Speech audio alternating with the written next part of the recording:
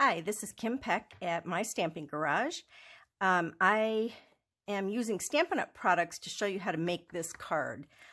This is a kind of a pop-up flip card. So this is the front of it, and I've used the new Snailed It stamp set and the dies that match it. All of the products I'm using today are from Stampin' Up! When you open this card, it pops up, and then this stays on the inside as well. So it's kind of a pop-up card. And it's kind of cute when you open it, it'll stay that way as well. So I'm going to show you how to make this card. I'm going to start with a real red cardstock base that I have folded in half. And then for the outside, I'm using the paper that also comes with that Snailed It set. So on the one side, it's got different fun little snails and mushrooms, and here's a couple of the other sheets that we'll be using, and the back sides. So it's a fun set of papers. I've been using quite a bit of it. At first I didn't think I would, but I have been. So I'm going to start by just putting a piece of 4 by 5 1/4 inch paper on the outside. And with this, make sure you stay just on the outer corners, because we are going to cut a circle out of the middle. And then when you flip it open, you're going to put a piece that is 3 1/4 by 5 1/4. And you're going to put that so it's evenly spaced around the edges. And again, only put adhesive on those outer corners. We don't want the paper to stick to that circle that we're going to cut out. So you've got this. And then I'm going to go ahead and cut that out using our Stampin' Emboss machine. And I've used it with the Stitched Shapes dies. Here's the circle. And so I'm going to open this back up. And, oh, by the way, when you put this one on the inside, make sure the hearts are going up. When you fold it down, it's going to be, the other way. But otherwise, when you open it, it's going to look funny. So I'm going to put this right in the center. Let me see if I can find my other plate. And I'm going to run this through the Stampin' Emboss machine. Make sure that's where I want it. Okay. Whoops, moved on me. Hold on just a second. Get this out and better equipped here. There we go. Send that through.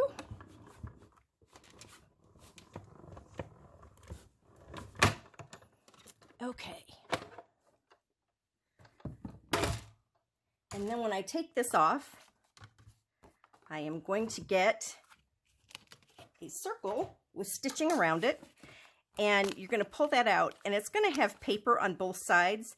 However, you're going to take those off because you did not put adhesive on that center part. So you're going to end up with something that looks like that. And then I've already pre-cut a piece of cardstock that it was 5 by 4, because I want it to fit in the middle and not hang over the edges. So it's about like that when you go inside, and I'm going to cover most of that. So, and then I scored at 2 inches, and this is all in the written instructions too, but at 2 inches, at 3 inches, and 4 inches. And then I'm going to accordion fold that so that it looks like this. When I adhere that to the inside, the other thing, I probably shouldn't have put adhesive under here because I want to pull these up. Let me see if I can carefully do that. I should have just put adhesive on the inside on the top corners on this one. But hopefully I'll be able to pull it up. We're going to layer it back down, so even if it lifts a little bit of the paper up, we'll be fine. Okay, so when I put this down, I want it to be about 1 inch from the base. So I'm going to put some adhesive, and I am using the Stampin' Seal Plus. It's a little stronger than normal since it's kind of a 3D item. And then I'm going to put this and just put it so it's at about that 3 1/4 inch mark. Evenly spaced from both edges and hopefully straight, like so. So I've just got that attached down right now. And then I am going to go ahead and attach these two. And I found the easiest way to do that is to actually close this. So I'm going to go ahead and close this down so that when I go to fold it shut, it's not going to stay popped up in a weird way. And now I can go ahead and finish putting those down so that it's going to cover those little tabs and things in there. Okay, there we go. Do it on this side.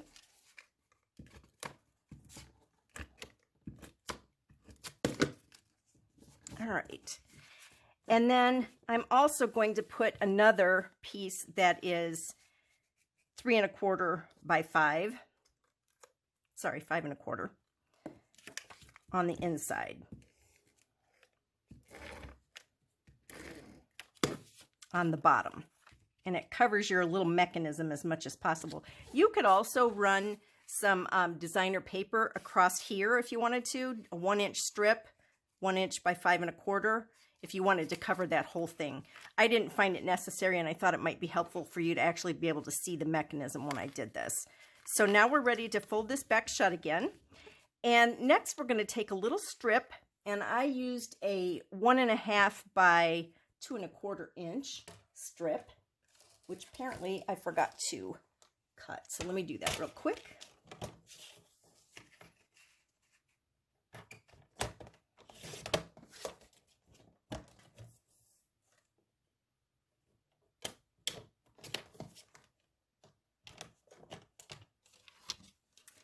And then I'm going to take that little piece, and actually it's the piece that I cut out of the middle here.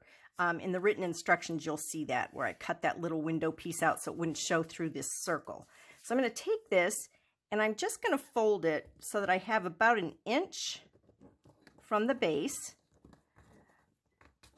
And you want this part to be at least 1 1/4 inches. You want it to stick beyond this little ledge here. So I'm going to put adhesive just on the base of this and put it right in the middle, like so. And then when I go to shut this, the easiest way to adhere this piece is to flip this over, close your card, and then put adhesive just on this piece. So let me do that real quick. And then line your circle up with your hole, like that. So now your flip mechanism works. And then for the outside, I'm going to decorate, and I have pre-cut these pieces, but I used the snail dies. They come in a set like this. This makes a little envelope, and a lot of these, they go with the snailed it stamp set that looks like this. And the dies will cut this, the little envelope, a little word bubble for this, and there's a square and some mushrooms and hearts. So there's all kinds of things, and it actually works with the designer paper as well. And so that's what I did. I took a little piece of the designer paper with this snail, and I used this little die. There are a couple of bigger snails that you can also cut out of a different piece with dies, but I'm going to use the small one for this one. And then I cut a mushroom out of the yellow, my large mushroom. Oh, sorry, wrong way. Yeah, the large mushroom on the yellow and the small mushroom on the blushing bride. And then I also cut this little thing out of that paper that had the different word bubbles. And here's my little die for that. So I cut those pieces out. I've pre-done that because you all probably have used a die cutting machine. So there are our pieces that we need. Let's set these back aside. And then I'm going to go ahead and decorate what I've done here. And I'm going to use dimensionals for this piece. And the reason I'm putting this piece on is it keeps this circle from popping through the top. Sometimes if it's not tight enough, it'll kind of pop up. And so this kind of keeps it in place. So I'm just going to put that there, and it overlaps just a little bit. But it also doesn't get in the way when you open that. And then I'm going to decorate my little circle. I'm going to use my snail, and I did pop him up as well. You could also decorate this before you put it on if you want to, but And I'm going to stick my little mushroom here. And I think I did pop this one up. I don't know if I have any of my tiny ones, so I'm not going to do it on this one, but it's real cute if this mushroom is popped up a little bit too. And I'm going to put him over the top. And then the last thing I'm going to do to decorate the outside is I have pre-tied a ribbon using some of our white linen ribbon. And I'm going to use a glue dot to put that in place. So if you've not used glue dots before, make sure that you put your embellishment or your ribbon against the glue dot while it's still on there and pick it up. This is how I always attach my bows now. Those glue dots are very sticky. They hold really well. But if you try to take them off with your finger, they're going to stick to your fingernails. So it's best to put your embellishment against that and then pick it up. So there's the outside of our card. And now to finish the decorating on the inside, I'm going to take a white piece of paper and my real red stamp pad and the "You Snailed It" saying from the stamp set. I'm going to stamp that.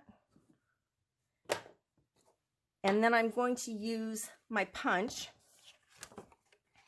to punch this out. I liked the way the edges on this looked. I thought it looked like a snail. And then I am going to pop that up on the inside as well. And sometimes it doesn't always need this piece to be popped up, but for this one, I found it easier if my inner piece didn't want to stay put. This one will hold it down. So having a little height on that kind of gives it something to use to hold that up. So that way it won't try to fold down and close. If you want it to stand up, it will. I don't know if you can see that very well, but... And so there is our finished card. Ta-da! If you wanted to, you could also add some of these little tiny heart embellishments. They have adhesive on them already. They're self-adhesive. So you can just take those off and put them around wherever you'd like to embellish it. I will put one right on the dot of our eye on the inside just because I think they're cute. And to get these, I like to use my pick tool. And just one little trick with this, if you turn it up, some of the clay comes out. It's like that sticky tack stuff. I found sometimes it keeps coming. So once you've dialed it up where you want it, dial it backwards and it'll stop growing. Otherwise, you get a really long piece that you don't want. Well, of course, that's not going to stick. There we go. And then I'm just going to put that to dot my eye. And there is our finished product.